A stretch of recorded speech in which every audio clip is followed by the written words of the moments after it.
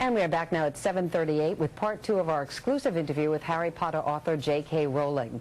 The final installment, Harry Potter and the Deathly Hallows, was the most highly anticipated book in history. Earlier this week, I sat down with Rowling at the Edinburgh Castle in Scotland to talk about success, fame, and saying goodbye to Harry. A warning now, if you're not finished with the book, this interview does contain some sensitive information about the plot.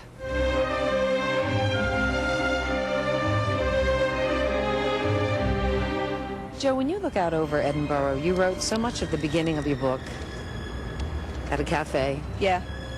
And the last chapter of your book in the Balmoral, beautiful hotel. Talk about where your life has come over all these years. What goes through your mind? Finishing has certainly made me look back a lot. And it is almost incredible to me at times what's happened. And there's certainly moments when I imagine that I've dreamt it all. Well, you know, this is an interesting experience for you because you've never had the chance after a book to talk. It's just really liberating. And now you look at, I mean, I'm reading the book sales for this book. In America, 5,000 a minute. Off the shelves. Yeah. Really? My God. That's, oh my God. See, I can't really comprehend that. But could you ever have imagined back then what this would turn into?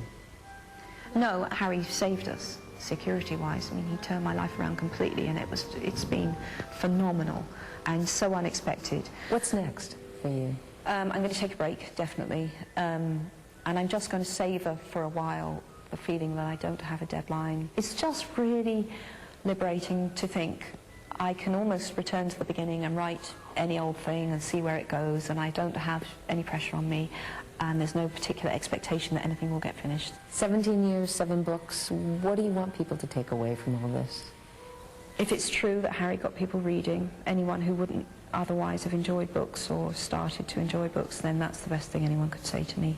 Did you feel, in writing the 7th book, a sense of responsibility to those fans? It always, well, yes, I definitely felt a sense of responsibility in that I wanted to make it the very, very, very best book I could. I am often asked, well, don't you feel guilty? You're killing people, characters that kids love, and it sounds horrible and heartless to say no. But the truth is that when you're writing, you have to think only of what you're writing.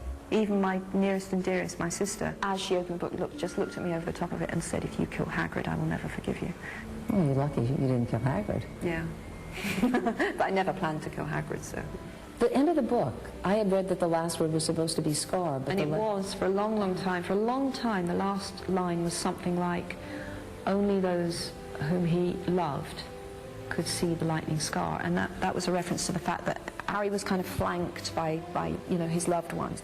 So all was well. All was well, yeah. And you knew when you came up with that line, that was it. It just felt, I felt a kind of, and that felt right. I want to talk a little bit about the movies, because I know when that first was presented to you, you said no. Yeah. You weren't interested. What changed your mind? Well, the biggest thing by far was that I was looking for an agreement that said they would follow my story even though the rest of the books weren't written. And have you been happy with them? I've been really happy with them. Visually, it's so close as to be virtually indistinguishable, particularly Hogwarts. And Daniel and Emma and Rupert, who play the 3 leads, have nothing but wonderful things to say about you. How do you feel about them? I mean, they're inhabiting your characters. Yeah, they're all amazing. And I told all 3 of them, the 3 main ones. Emma, Daniel and Rupert knew more than they've ever let on. Did any of them ask, are you going to off me? Yeah, Dan did, yeah. Daniel did? And did you tell him? At one point he said, look, I've just got to ask you, do I die? And I thought quick, and then I whispered, so no one else could hear. I said, you get a death scene. But Dan's very smart, and I'm pretty sure he would have walked away from that dinner thinking, yeah, I get a death scene, but what does that mean? He didn't say, yes, you die, so I hope he's happy. I know now that NBC Universal, our parent company, has started, there's going to be a theme park. Yeah, the Universal Studios. Yes, Universal Studios, or are you looking forward to that, or, you know, I'm looking forward to that 100%. I want to be first on the ride. It's going to be amazing. One of my favorite scenes is in the first book. It's the mirror. Yeah, that's my favorite chapter of the first book. Oh, it is as well? Definitely. I just I don't know, there's something about that, and when he looks in that mirror and sees his family, that is so moving to me. If I had that mirror here and you looked into that mirror, what do you think you would see? I would definitely see what Harry sees. I would have seen my mother. I would be able to have a conversation with my mother. Well, she had battled MS for 10 years. Yeah. How did that shape you as a young woman, and how did her departure, her death, affect this book? Definitely Mum dying had a profound influence on the books, because I had been writing about Harry for 6 months when she died, and in the first draft his parents were disposed of really in quite a almost cavalier fashion. 6 months in, my mother dies, and I really think from that moment on death became a central, if not the central theme of the 7 books. And in many ways all of my characters are defined by their attitude to death and the possibility of death. Did your mom ever know that you were writing this? That's one of my biggest regrets. She never knew. She would have loved this. She would, I mean, just in the sense that any mother wants to know that their child is successful, but she would have been at every event I did. She would have had so much vicarious pleasure out of knowing who I'd met, and would have been fascinated and interested, and that's a massive regret that I didn't at least tell her.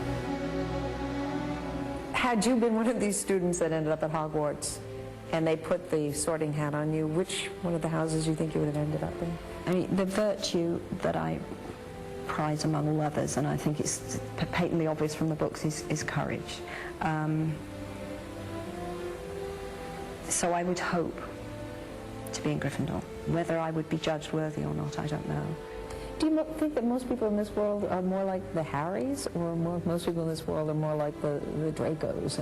I'm reasonably optimistic about human nature. Most people are decent. What's interesting to examine is what happens to decent people when they're frightened. As Stephen King said, this character is right up there with some of the greats. That's very kind of him. Frodo and Dorothy and Huckleberry Finn. I suppose it's mind-boggling to think that your book is up on that same shelf. It is, and ultimately, if the books deserve to survive, they will survive, and if they don't deserve to survive, they won't. That's it. History will judge. That ultimately is what matters, and it really helps you put everything else in perspective. And you can catch more of my interview with J K Rowling this Sunday on Dateline's special Harry Potter Hour. That's at 7, 6 Central Time, right here on NBC.